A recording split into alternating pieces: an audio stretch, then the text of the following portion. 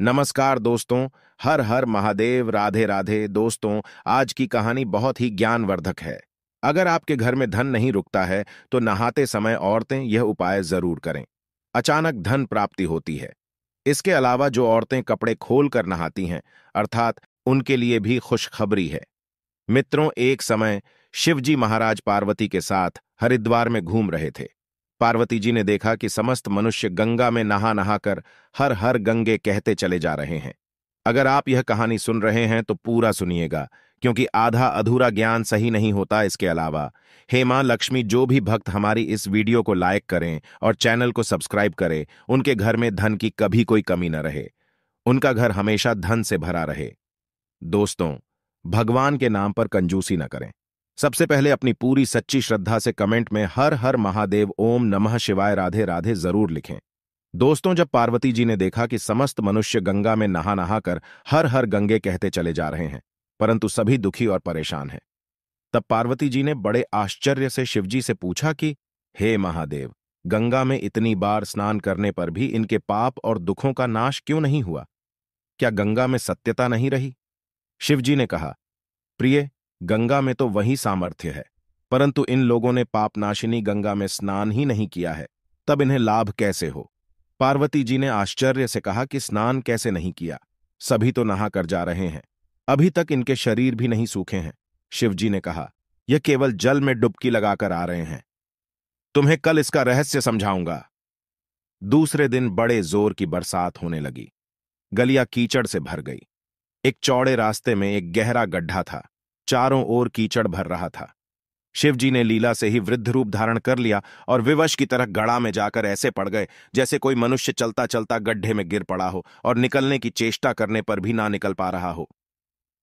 पार्वती जी को उन्होंने यह समझाकर गड्ढे के पास बैठा दिया कि देखो, तुम लोगों को सुना सुनाकर यूं पुकारती रहो कि मेरे वृद्ध पति अकस्मात गड्ढे में गिर पड़े हैं। कोई पुण्य आत्मा इन्हें निकालकर इनके प्राण बचाए और मुझ असहाय की सहायता करें।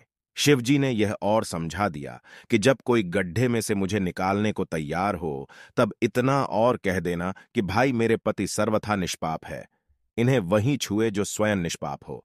यदि आप निष्पाप है तो इनके हाथ लगाइए, नहीं तो हाथ लगाते ही आप भस्म हो जाएंगे। पार्वती जी तथास्तु कहकर गड्ढे के किनारे बैठ गई और आने जाने वालों को सुना सुनाकर शिव जी की सिखाई हुई बात कहने लगी। गंगा में नहाकर लोगों के दल आ रहे हैं। सुंदर युवती को यूं बैठी देखकर कईयों के मन में पाप आया।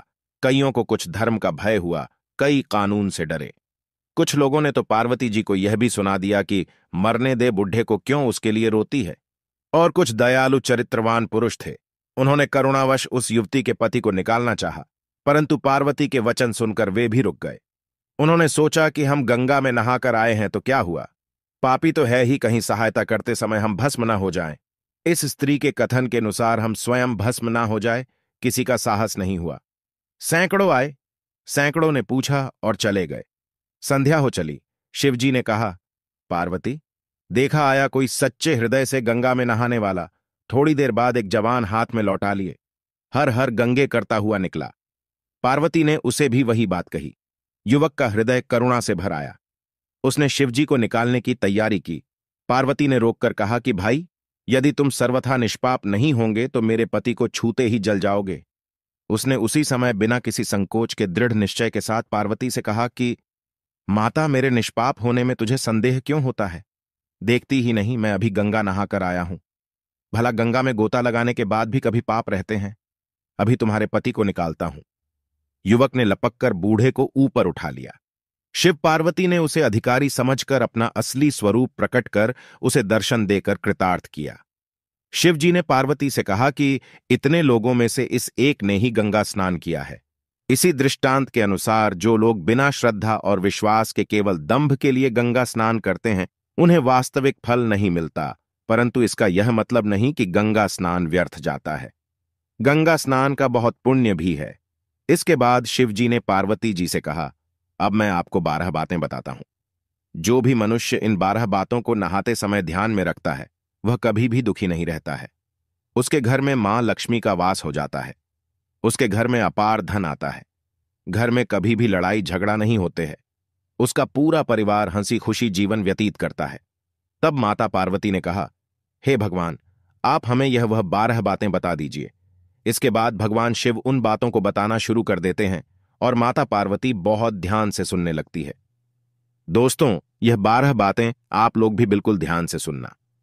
इसके बाद भगवान शिव कहते हैं, प्रिय, यह 12 बातें बताने के बाद मैं आपको एक बात और बताऊंगा जो औरतों के लिए है। जो औरतें कपड़े खोलकर स्नान करती हैं, उनके लिए यह बात बहुत ही महत्वपूर्ण है। तो पार्वती जी, इस बात को आप बहुत ही ध्यान से सुनना। तभी शिवजी अपनी वाणी को शुरू कर और बताने लगते हैं। दोस्तों, शिवजी कहते हैं, स्नान करने से शरीर निरोगी रहता है और मन प्रसन्न रहता है। नहाने से चेहरे की क्रांति और शारीरिक आकर्षण में भी बढ़ोतरी होती है। अगर इस नित्य कर्म के दौरान कुछ बातों का ध्यान रखा जाए तो आध्यात्मिक से भी ज्यादा लाभ पाया जा सकता है। नहाने के क्रम में जिन बातों का ख्याल जरूरी रखा जाना चाहिए, अब उन बातों के बारे में बताने जा रहा हूं। प्रिय, आप इन बातों को बिल्कुल ध्यान से सुनना। नंबर 1, स्नान करने के बाद लोग शुद्ध होकर पूजा पाठ आदि सारे काम करने के योग्य बनते हैं, इसलिए सुबह को ही स्नान कर लेना चाहिए। नंबर 2, शास्त्रों में कहा गया है कि स्नान करने से इन 10 गुणों की प्राप्ति होती है: रूप, तेज, बाल पवित्रता, आयु, आरोग्य, लोकता, तब और मेधा। नंबर 3, लक्ष्मी, धन, पुष्टि व आरोग्य और स्वास्थ्य चाहने वालों को हर मौसम में और हर दिन स्नान करना चाहिए। नंबर 4, शास्त्रों में कहा गया है कि सुबह स्नान करने से पाप का नाश होता है और पुण्य मिलता है। ऐसा कहा गया है कि सुबह नहाने वालों के पास नकारात्मक शक्तियां नहीं भटकती, इसीलिए सुबह स्नान करना ही उचित है। नंबर 5, बीमारी की हालत में सिर के नीचे से ही स्नान करना चाहिए। गीले कपड़े से शरीर को पोंछ लेना एक तरह का स्नान ही कहा गया है। नंबर 6, सुबह की लालिमा छाने से पहले ही स्नान लेना श्रेष्ठ माना गया है। नंबर 7, तेल लगाकर और देह को मलमल कर नदी में नहाना मना है। इसकी जगह नदी से बाहर निकलकर तट पर ही शरीर साफ करके तब नदी में डुबकी लगाना उचित है। नंबर 8, जिन घाटों पर कपड़े धोए जाते हैं वहां का जल अपवित्र माना गया है, इसलिए वहां से कुछ दूर हटकर ही नहाना चाहिए। नंबर 9, नदी में 11 या 21 डुबकियां लगाना अच्छा बताया गया है। नंबर 10, पवित्र नदियों में कपड़े निचोड़ने की मनाही है। नदी में किसी तरह की गंदगी नहीं बहानी चाहिए। नंबर 11, नल की तुलना में झरने का पानी, झरने से ज्यादा नदी का पानी, नदी के पानी से किसी तीर्थ का जल, तीर्थ के जल से गंगा जल अधिक श्रेष्ठ माना गया है। नंबर 12, गंगा माता का कथन है कि स्नान करते वक्त कोई चाहे जहां भी मेरा स्मरण करेगा, मैं वहां के जल में आ जाऊंगी। इसके बाद शिवजी ने कहा, अब मैं आपको औरतों के बारे में बताता हूं जो औरतें कपड़े खोलकर स्नान करती हैं। शिवजी ने कहा, हिंदू धर्म शास्त्रों में हर एक चीज के लिए कुछ नियम बनाए गए हैं। इन नियमों में से एक है स्नान को लेकर की गई बातें। ऐसा माना जाता है कि आम व्यक्ति को शास्त्रों के नियमों का पालन जरूर करना चाहिए, जिससे घर की सुख समृद्धि बनी रहती है और खुशहाली आती है।